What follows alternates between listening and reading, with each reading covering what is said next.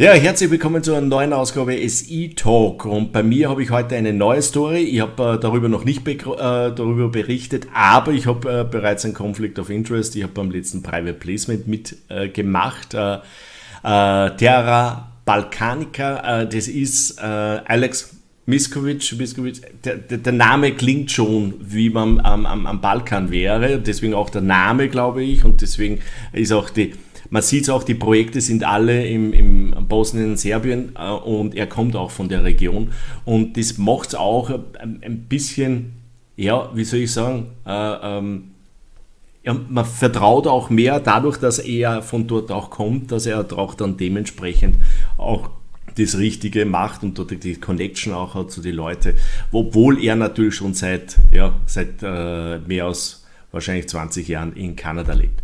Alex, thank you for your time. And I said your name sounds very from the Balkan, and the company name is looking also that you are working in this area. When we go in now deeper a little bit in, you have all the projects in Bosnia and Serbia, and it is good. I must say, you live now for more than I think 20 years in Canada. But you have a really good connections to this area. Then you are from there. Your parents coming from there. You grow up there, so you have a good relationship to the people there. And so that end. Sorry, I forgot. I have a conflict of interest. I'm a big shareholder. I'm coming in with the last private placement, so my stocks are still restricted, but it's not a problem. I'm not a short-term investor. I'm looking for the long run, and hopefully we can find something. So, and this is a good point. Maybe you can tell us a little bit where the project located. What is the number one project for you, and what makes you really confident that this is the project that brings the company to the next stage? Joachim, thank you so much for the invitation. First, I want to thank you for inviting me to this interview, and also I want to send my greetings to all of your viewers and subscribers. My name is Alex Mišković. As you mentioned, I'm a Canadian citizen, but originally from the former Yugoslavia, Bosnia and Serbia specifically. I have connections to both of those countries. And yes, Terra Balcanica is a Canadian junior explorer operating in both of those countries. So we are multi-jurisdictional. We have a portfolio that about 130 kilometers squared in Serbia of land, and then about 216 square kilometers in Bosnia. Mm-hmm. We are a polymetallic explorer. We explore and seek to discover deposits and advanced projects that focus on gold, silver, copper, lead, zinc. But also we are, eyeing opportunities to enter into the battery metal space, which is obviously very much in vogue these days, especially for Europe, which is, I must admit, starved for these resources. So, there's lithium in the Balkans, nickel in the Balkans as well, and Terra Balcanica certainly is looking for all those opportunities that are going to bring value to the shareholders. Mm-hmm. So, what is the flagship project? The flagship project is called Viogorzanik. It extends over 3 licenses in eastern Bosnia.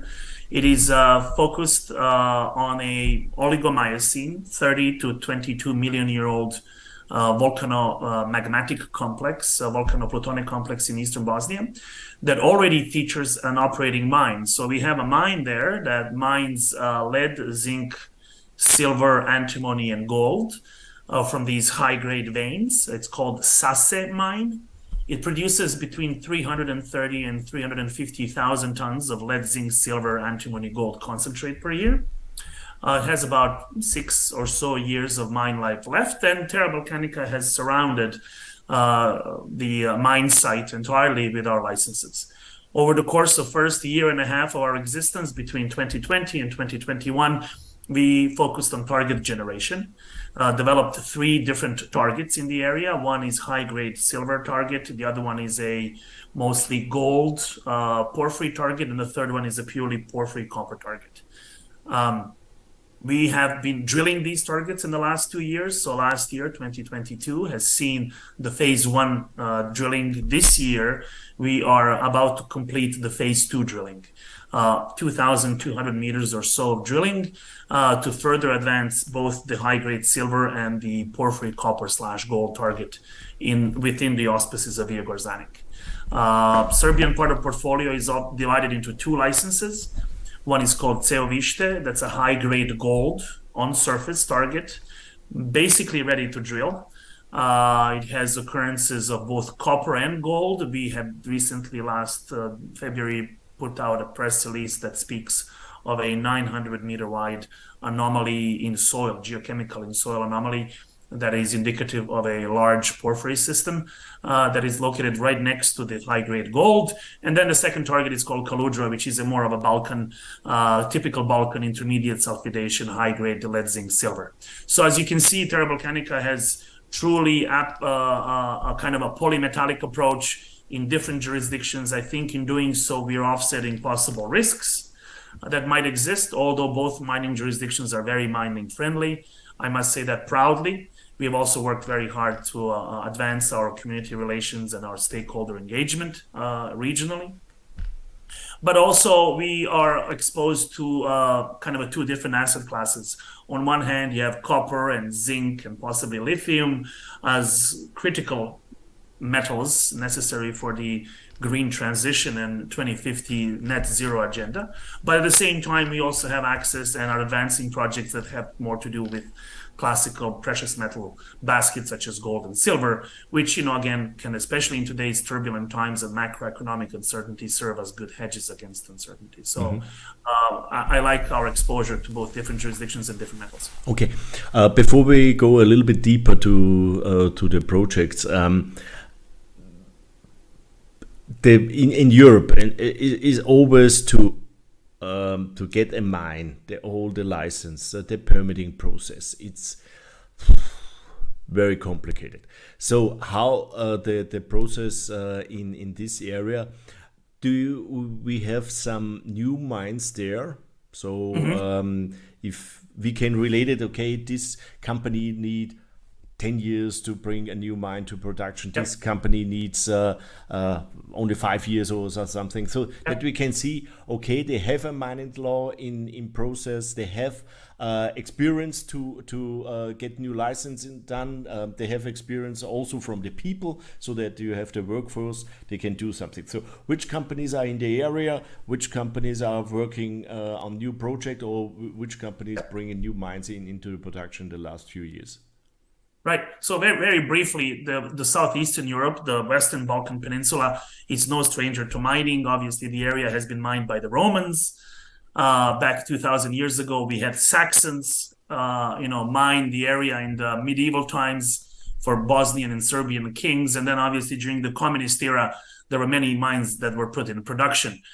Since the end of the wars in the 1990s, especially Serbia has seen quite a resurgence in terms of the work and dollars spent on exploration activities.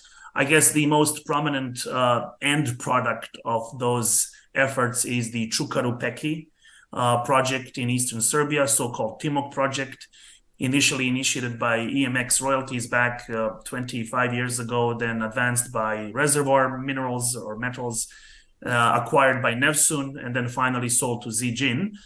This happened in 2019 for $1.86 billion Canadian. So this is a massive gold porphyry system in eastern Serbia, very close to the already existing mines of Bor and Majdanpek. In Bosnia, we have quite a recent story of success in the name of Adriatic Metals, which I'm sure is a familiar name to many of your subscribers and audience. Yeah, I'm a shareholder, so I have a company. There you go. Sorry. Good for you. I like to joke and say that if we are able to replicate even half of the success of Adriatic Metals, we'll be in a good shape.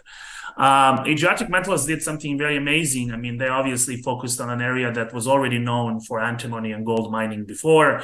They, looked around, staked land, and advanced the project extremely quickly. Not only for the local, by local yardstick, but also by the standards of on the global scale.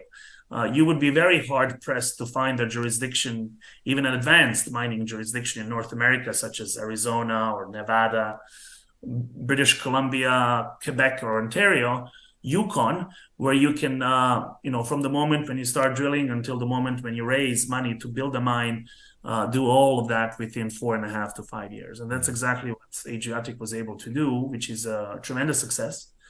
They are, I think they were scheduled to start the operations and open the mine in September. I think they're slightly behind the schedule, but nonetheless, and it's going to happen imminently.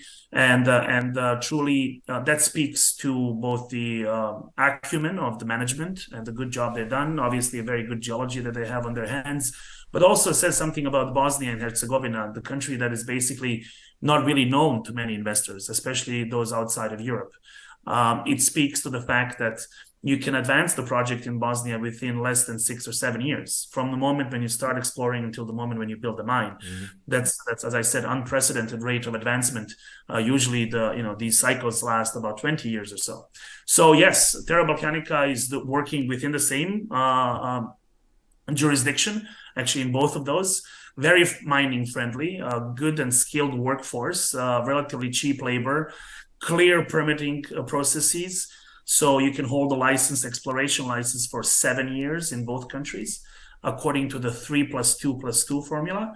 In other words, every year after the initial 3, you basically have to request for renewal of the license. But as long as you commit to executing the work that you initially proposed and you do that work, then it's more or less a standard procedure of retaining that license. After 7 years, you are asked by the government of both countries to declare some sort of a resource. But that doesn't mean that the ball stops there. You can still carry on advancing that resource, expanding it, if you see that there is a need to push it beyond the certain limits or if there's more to be found. Mm-hmm. The corporate rates in both countries, 10% in Bosnia, 15% in Serbia.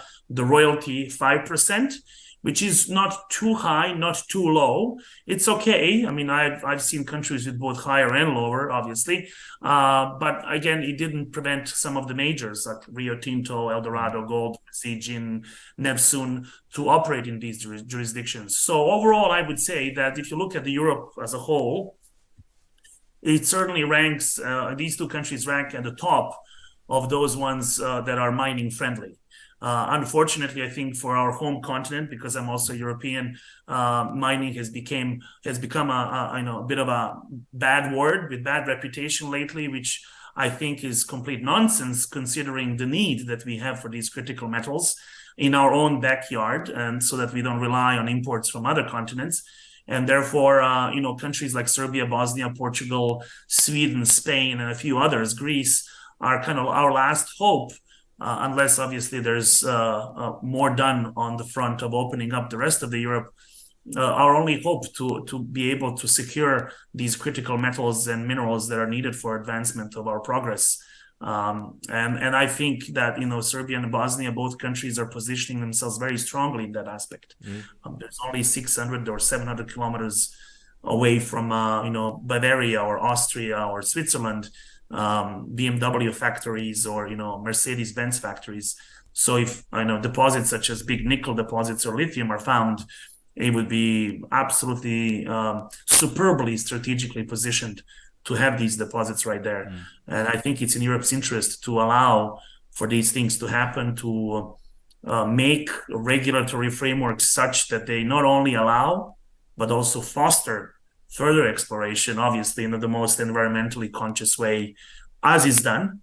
I'm very proud to say that, in the last 10 years, I don't remember a single example of an incident of any kind in Bosnia, Serbia, that had to do with mining. All work done is very, very responsible. Best industry practices are used. And obviously, except for the Čukarupeki and Adriatic, we didn't have mines built. But nonetheless, this swarm of activity did not result in anything that you can point your finger and say, hey, look at this is bad. I think in Europe the mood against mining going better. So the people understand that it's and we should not forget mining was also have a big history in Europe too. We have this mining university in Austria. We have in Germany the mining university. A lot of people working in the mining industry and coming from these countries. So we built tunnels also. So and with tunnels you must also cross the mountain and so on. So I think my only personal feeling is that the mood against mining goes a little bit better than the people understand. It's now better. We do it under our environment friendly rules than bring the lithium from Argentina and with really dirty they have really dirty. Because it can be done. It can be done. The two do not exclude each other. Environmentally friendly approach and mining go hand in hand, in my opinion, can do, and there's plenty of examples that show that. I think also we as miners, we as geologists, I'm ultimately a geochemist myself, I'm a geologist, we should do a better job of educating the population at large to actually bring them to the sites, show them how things are done, so that especially the younger generations, more environmentally more conscious generations, are aware that these things that you use and take for granted, such as the phone, come, they don't just magically appear, but they actually, somebody mines cobalt and nickel and tungsten and gold and silver and zinc and everything that goes in it. Well, one question to the permitting process. You say 3 to 3 and 2. So after this 8 year, you must coming up with a resource calculation. Without the resource calculation, you lose it, or you can apply for extension? Right. So, basically, you kind of keep on extending the entire license until the end of the 7 years, and then you're required by law to declare a resource, obviously in the inferred category, or depending how much work you've done, maybe even in indicated. And then at that point, you basically have all the legal requirements satisfied to convert the exploration license to a mining license. What they call the exploitation license. Which you can do, and even if your resource at that point is relatively meager or only a part of what you think you really truly have on your hands, that doesn't mean that then you cannot carry on with the extension of the resource. So in other words, you have retained your right. You have a higher license then? But you're working on the extension of the project. Yeah, that's what exactly. You in other words, do. That's right. You seal the deal. You basically then have right to exploit that. But obviously, we all know that you need to have a critical level of ore to become relevant. Not every accumulation will result in a mine. So to be able to satisfy both, you go and you declare a resource, you satisfy the Serbian/Bosnian requirements, but then you keep on basically defining additional resources through additional drilling to bring this to a level that's actually meaningful, and then, obviously, something that warrants opening a mine. But this is a normal work when you run a mine, you always look for exploration to find more ore to expand your mine life. So I think that is your standard process by all mines, that you're looking always for new ore in your mining area.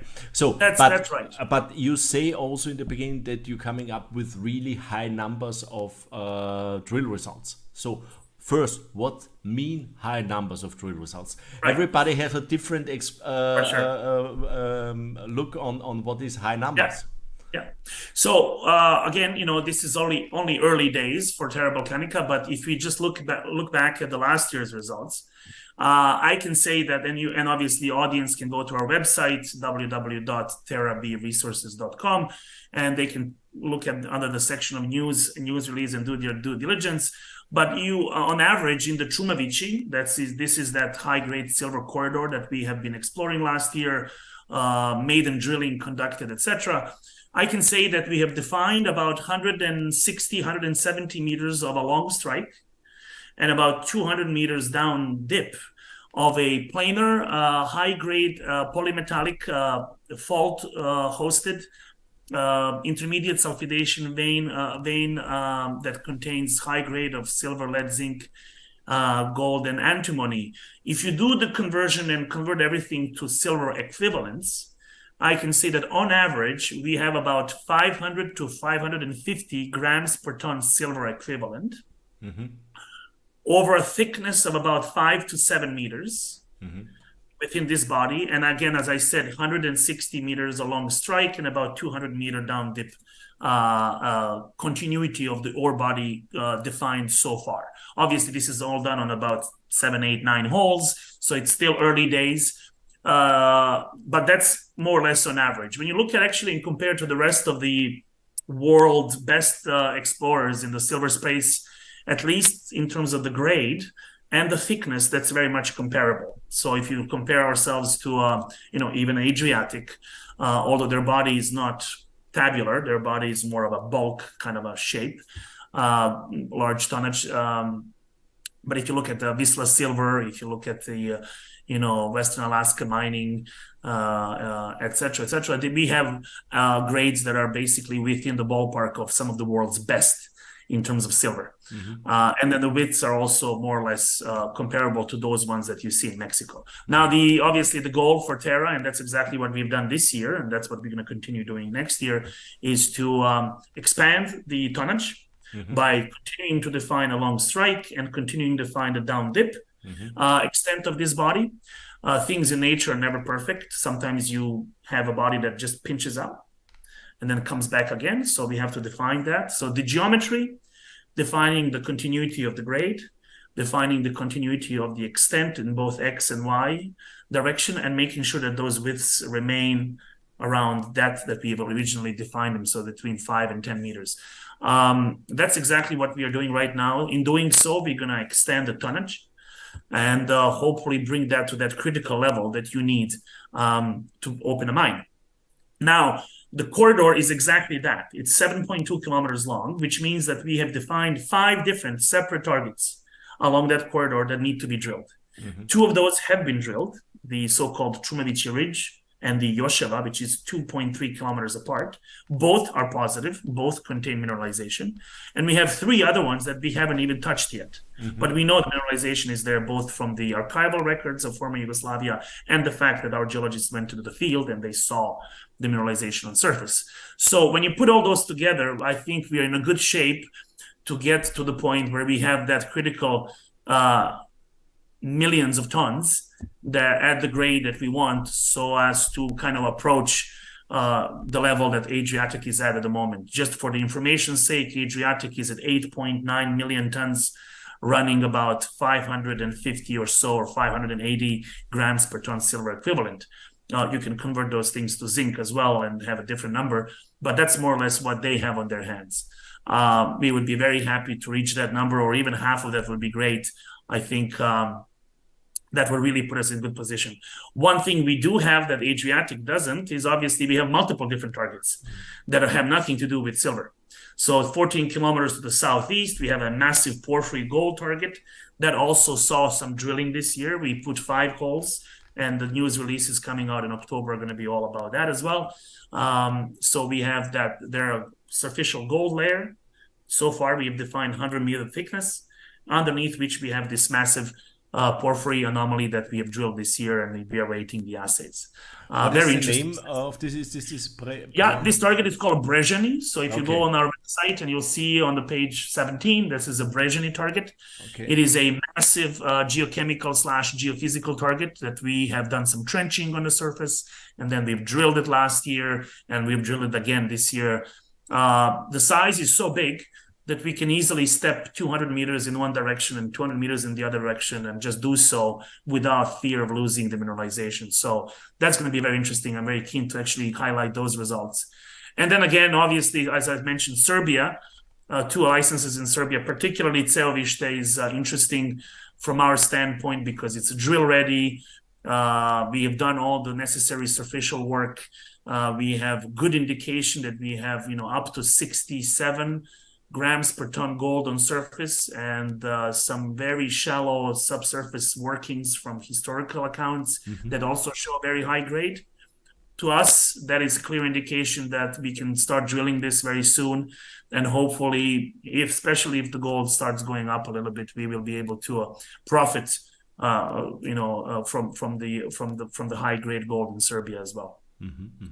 This area has become lately also very interesting zone for some, of the global majors, looking back with the renewed renewed interest in the Balkans. And Terra Balcanica is willing and will be working closely with some of those big companies to potentially strike some sort of a partnership in the near future, which will be both a welcome source of funding for the company, but also a seal of approval, a sign of approval of all the hard work we've done so far. So to summarize a little bit, so what are your plans now on drilling, or do you have done drilling so far this year? So how many meters you do in the Bosnia projects, in these two? One is the silver, one is the gold. That's right. So we're about to complete, within next 15 days, we will be completing our 2,200 meters of drilling or so. Subsequent to that, we will pause. We will then look at the results and start issuing press releases over the course of next 6 months. That's as far as the drilling. So that's a phase 2, 2023 drilling. We are also actively looking in adding additional properties to our portfolio, especially those in the critical battery space. We are working very hard with the local authorities to maybe acquire some more licenses in Bosnia, especially. And then, as I said, in Serbia, we are looking to start doing some work on the ground in Seovište, especially. Kaludra is also ready for drilling. So both properties are drill ready. Both are drill ready. We just need to basically secure the funding to advance those things, and possible partnerships in the future on the Serbian properties might provide exactly the leverage for us to do that. So you have also in mind that you make some joint ventures, that you spend money from other companies to your project to bring the dilution a little bit down. Precisely. So we are very aware of the fact that obviously the times are tough. The macroeconomic situation doesn't help, and raising money at such low valuations obviously is a concern, and we try to limit that as much as possible while simultaneously advancing the project. I mean, we can always go into the hunker mode and just keep the money in the treasury and not push the story forward. But I'm not of that approach. I like to advance the projects. We don't have all the time in the world. We have a limited time. So the idea was to raise money, even though the times are, especially this summer was very quiet on the capital markets front, which we have. On Friday, we're going to announce a new tranche being closed. And to use those proceeds right away and put them in the ground. And that's exactly what we've done, so that we can actually have releases and have good numbers to show to the people and reward them for their investment. So I think, with a good capital markets plan in place, with proper marketing that we intend to do, a lot of road trips, especially. Obviously, we are a European story, but we are a Canadian company, so we have to work on both sides of the Atlantic Ocean.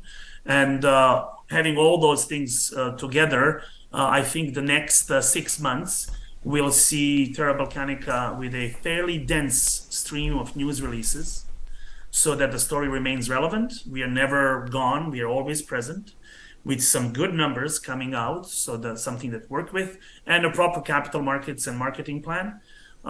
We think we can advance the share price and reward all those who believed in the story from the early on, and those ones who came in later on, that this is truly one of the rare European precious metal and critical metal stories with the legs to stand on and future to advance. And we do want to position ourselves exactly as that.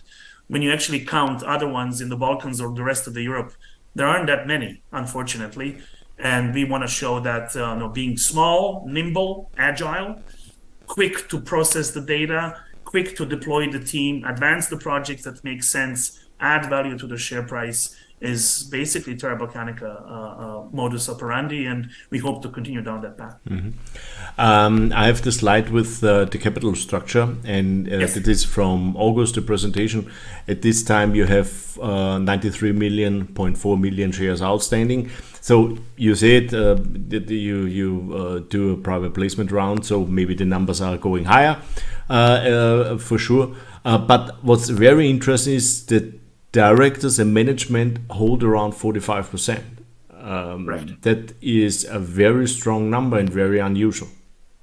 Yeah, actually, Joachim, that number will go only up slightly because that 93 reflects the last tranche. Yeah. This upcoming tranche will only up that number by a little bit, so maybe another million shares or so.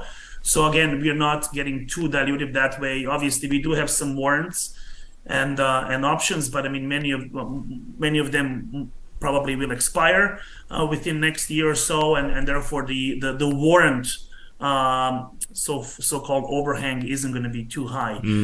Yes, the management. I mean, this story has been private for a year and a half. We put the company together with a fairly strong board and management team. The people who believed in the story, who put in their own money, and we're willing to defend the price as much as possible to remain relevant in the very unfortunate and tough times. So yes, we do contain 45% of that ownership.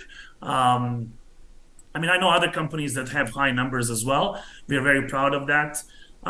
Many of obviously, all the warrants that are in the hands of the management is something that's going to stay with the management for long term. None of those people intend to do anything with them. So we are here for the long haul. We see the future to this company, and obviously with good numbers to come, on the wings of the good numbers to come, make, let's say, next year, 2024, the pivotal year for the company, where we can actually really, let's say, at a slightly higher valuation and more money coming in, really conduct proper drilling and open up this wealth of metals that we believe exists in Bosnia and Serbia, advance the projects, acquire more land, position ourselves as the critical metal explorer in the Balkans, and again, ultimately bring value back to the shareholders in the one of what some people would describe the toughest quarter or the toughest 25 years that they've seen in the industry lately. That's, I must say that I agree with them that the situation of the whole mining or the exploration companies are really, really, really tough. Alex, thank you for the introduction. It was very interesting to see, especially in Europe. So I make now a little bit, or I hope to can do, remember everything what we talk, and make a short German summary. Also, um was geht, ist ganz klar, man merkt es auch von seinem Background, es geht natürlich um Projekte in Bosnien und Serbien. Die eine Frage von mir war, kann man dort Mining machen? Wie schnell kann man dort Mining machen? Ist es schwierig, dort eine Mine hochzuziehen, oder ist es doch ein entwickeltes Land, die mit Mining aufgewachsen sind? Das ist ja in Europa nicht so einfach. Und er hat ein paar gute Beispiele eben gezeigt. Der Xi hat jetzt den Nefsund übernommen, 1,9 Milliarden. Das ist schon ein Riesenbrocken.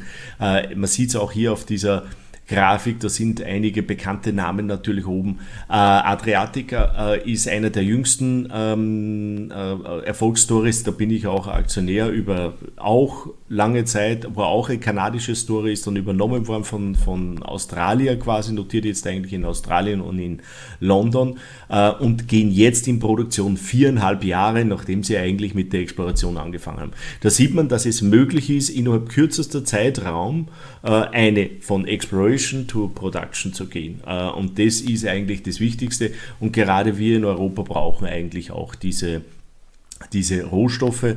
Sie sind spezialisiert vor allem auf Basismetalle. Sie haben Bosnien und Serbien haben sie eben Projekte. Sie haben ein großes Projekt das ist eigentlich ein Silberprojekt, aber es ist ein Polymetallic-Projekt. Das muss man eindeutig einmal sagen. Es ist ein 7,2 Kilometer langer Strike, wo sie 5 verschiedene Projekte haben. Sie haben dort sehr, sehr gute Bohrergebnisse gehabt. Was mir sehr gut gefallen hat, er ist nur auf die Durchschnittsgehalte gegangen. Andere würden da auf diese Spitzenwerte gehen. Hier zum Beispiel im 1,7 Meter durchgerechnet 3 Kilo auf Silberäquivalent. Er hat gesagt, zwischen 500 und 550 Gramm pro Tonne ist der Durchschnittssilberäquivalent. Man sieht es, das ist natürlich aufgeteilt auf Silber, Zink, Blei und Antimon. Ein bisschen Gold ist auch dabei. Da kommt man auf schon schöne Gehalte. Jetzt wird gebohrt, sie haben gebohrt auch und in den nächsten Wochen, 6 Monate, sollen dann die Bohrergebnisse rausgehen. Was mir sehr gut gefallen hat, sie haben dann natürlich noch weitere Projekte. Das Bohrführersystem klingt extrem spannend. Warum ist ein Bohrführersystem so spannend? Wenn man hittet und wenn das die Durchschnittsgehalt ist, dann reden wir hier vom Monster. Dann reden wir von Monsterprojekte, die groß sind, da reden wir von Giganten. Die kosten natürlich auch sehr viel, also das kann die Company nicht alleine machen, da braucht sie einen Major dazu, weiß nicht wie Rio Tinto, BHP oder wen anderen, aber Porphyris sind immer Giganten. Aber wenn man den hittet, ist es natürlich ein Kurstreiber natürlich per Excellence.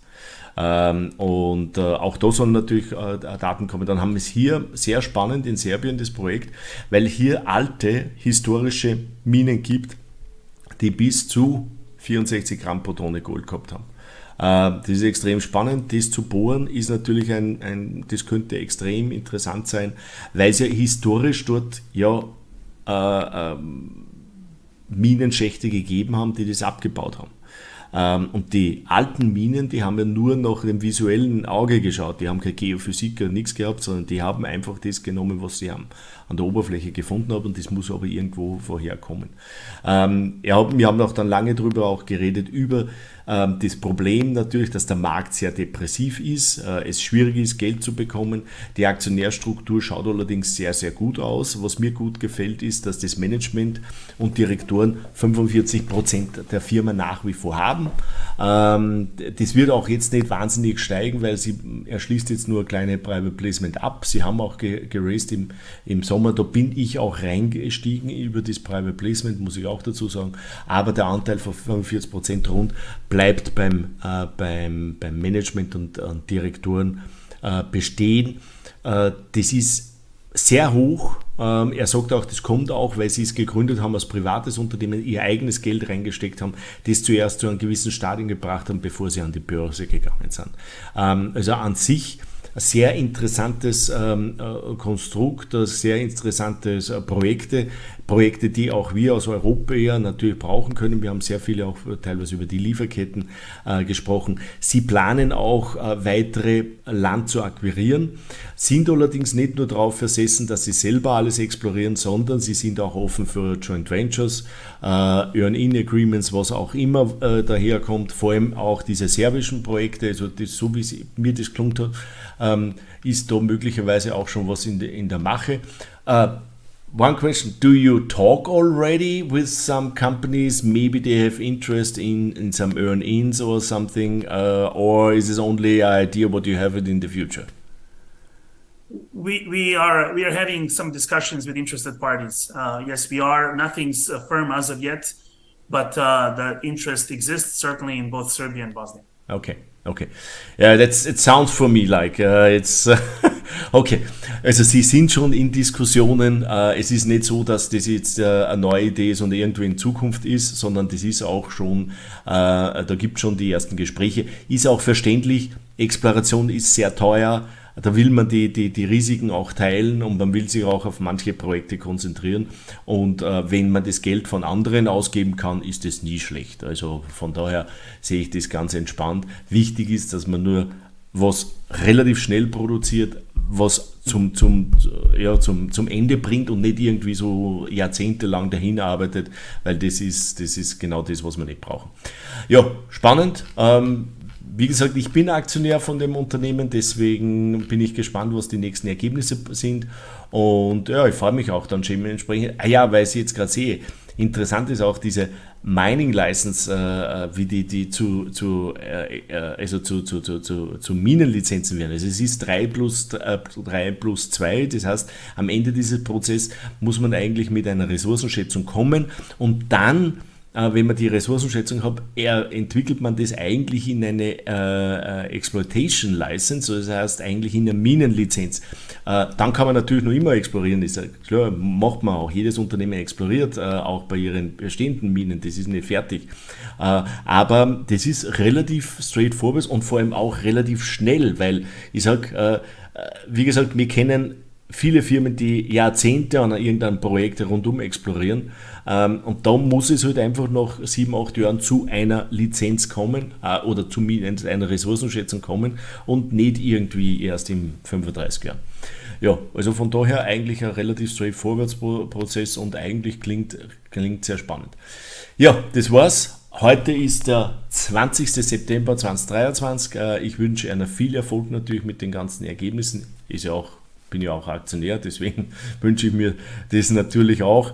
Und Alex, thank you for your time. It was very interesting. Good luck with the drill results. Good luck also in Serbia that you maybe find new project, new ideas, new license, and also good luck with maybe the talks about new joint ventures. For sure. When you're coming up with really good numbers, it's easier to find partners. They spend a huge amount of money so that you can do really a good program so that you can show the people that you have really something in this. Precisely, and that's what the next 6 months are going to be really exciting, I think, for everybody who has invested in Terra Balcanica. For us, the management, not only putting the press releases out, but actually then finally gaining that attention and putting those eyeballs on the story that obviously every company at our stage needs. I think with the numbers that we're going to put out, so we are going to create some commotion and some buzz, and a positive one, obviously. And I look forward to the developments over the course of winter months. I will be in Europe probably more than one time. Try to visit Germany, Austria, and Switzerland as well, all 3 countries. On road shows and investor trips. So obviously I'll keep our audience updated when it comes to that. But other than that, I want to thank you one more time. Dankeschön und auf Wiedersehen. Danke und viel Erfolg. Tschüss. Ciao.